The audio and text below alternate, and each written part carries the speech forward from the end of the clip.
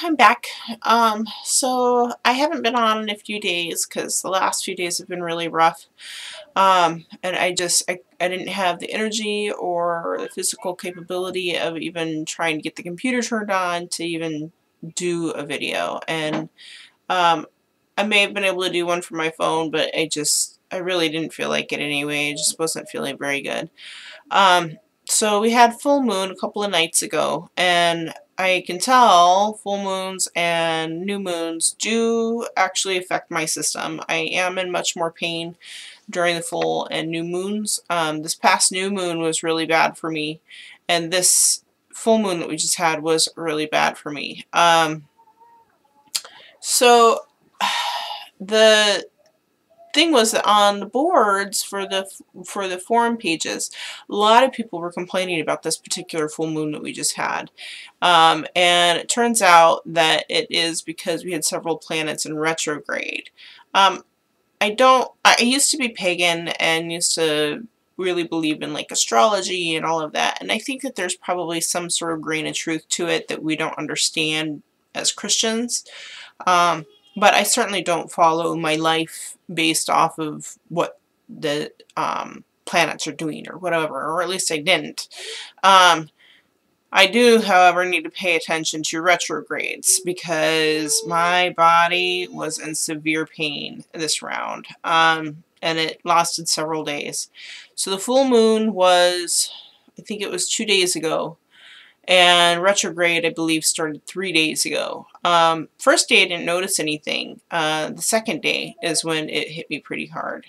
Um, and I just wasn't feeling very good. And then everybody on the boards were saying what a terrible full moon it was for them. And then a couple of people mentioned retrograde. And I'm like, huh, maybe there's some truth to that. So I looked up when the last retrograde was, to see if I happened to have been affected by it. Sure enough, the retrograde began January 1st. My symptoms began January 2nd, was the onset of all of my symptoms. Or all of my most recent symptoms with the inflammation and the pain. So, as much as I don't really care about what is happening in the celestial areas, I'm going to have to care if I want to try to lead some sort of normal life. Because obviously the full moons, new moons, and retrogrades are going to affect me, and not necessarily in a positive way. So paying more attention to that is going to be necessary. I've already inputted it in my phone so that I know when they're coming up. And I can try to avoid planning things during those times.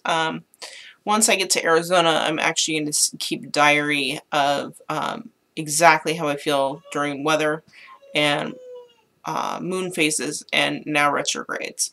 So the best way I could explain a retrograde from my understanding is supposedly from our view, when a planet goes into retrograde, it goes the opposite direction of what it normally would. Now that doesn't actually happen in reality, but it feels like it from our perspective. So, and it appears like that if you were to watch it from a telescope or something. However, it reminds me a lot of like one of those fun houses. I know Knoxbury Farm has one that you like walk in and you feel like you're tilted, and you put water in a basin and it goes uphill and stuff like that. It feels a lot like that, from what I understand with retrogrades. Pretty much sucks for people that have Lyme disease, because obviously the bacteria is affected by these retrogrades, full moons, and new moons.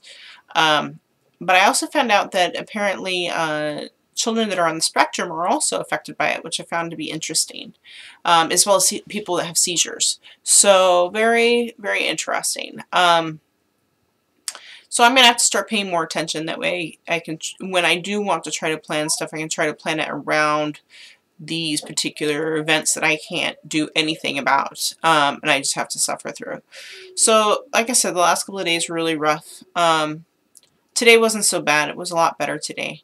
But about 3-4 days ago, I tried getting out of bed and my legs were just jello. I really was wondering if I was going to be able to make it to the airport if we wait much longer, to send myself, my mom, my oldest, and all of the kids on the plane. Will I be able to make it in 2 weeks? Because my legs were just, I mean, I was really terrified I was going to fall. And I'm bigger than anybody else in the house. So, worrying about if I'm going to fall, what happens if I fall and then I can't get up? You know, we would have to call 911 and have them put me back in the bed at least, if not take me to the hospital, and it would just be this huge ordeal. And I really thought that maybe my legs would not make it much longer. But I had forgotten that I hadn't been taking magnesium. And when I had my blood work done a couple weeks ago, the same blood work that I had done at the time when they tested for Lyme, the blood work came back with my magnesium being at the very last number of what was considered a normal spectrum. So I started taking the magnesium, and the very following day, my legs felt a lot stronger. They were, however, very, very, very, very, very, very sore, and they still are. And it's been 3 or 4 days, especially the backs of my upper legs hurt a lot, and it's so sore. I've been using a heating pad on them, and also yesterday, so we discovered that I could do a magnesium bath for my hand, which has been swelling a great deal, to try to bring down some of the swelling, and we also did it on my feet. So the reason we decided to do that was because I have no way of detoxing at this point. And detox for somebody who has Lyme is huge. I don't know if you can hear that. That's my grandson giggling. It's cute. Anyways, so, but it's extremely important for somebody with Lyme disease to be able to detox, and currently I don't have a way to do that. The one way that I was doing it was taking hot showers to try to release muscles and try to get some of the inflammation to go down. But then after I passed out, sorry, I've got an itch. Okay.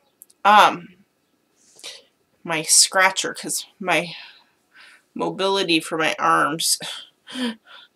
Anyways, so after I passed out, and we think I may have even had a small seizure, that we decided that that was not a good idea for me to do anymore, especially with my husband gone. I do take quick showers. I get my hair washed immediately, and then I get out of there, because I'm afraid if I spend too much time in there that it'll cause me to pass out again.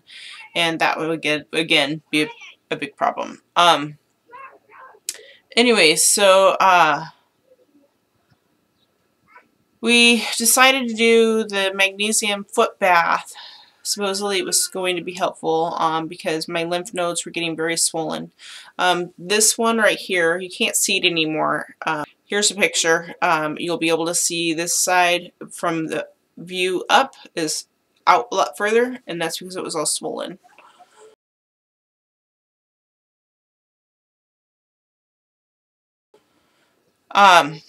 Anyways, so the lymph nodes were very swollen, and I had no way of releasing those toxins. So we started using the foot bath yesterday for my hand and arm, and to just try to get some of these toxins out of my system.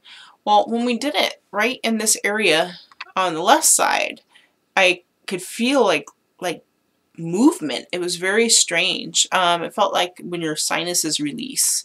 And I think what happened was toxins were getting pulled out through my feet, which caused a chain reaction through different lymph nodes and came all the way up here to where I could feel it.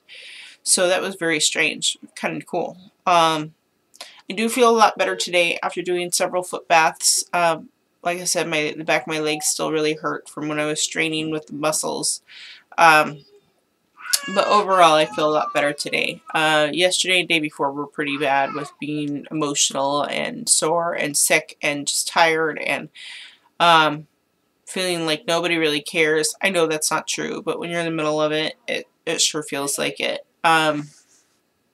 And so glad to be past what appears to be the worst of it. 2 days of that was not a lot of fun. So, news with Lyme. There appears to be some new testing coming out on the market. Interestingly, it is coming into the Phoenix, or it's coming out of the Phoenix area. I will put a link down below that has information about the new test. Beyond that, I think that's about it. It seems like there was something else. I might have to do another video later to catch up. But that's all. Have a good night.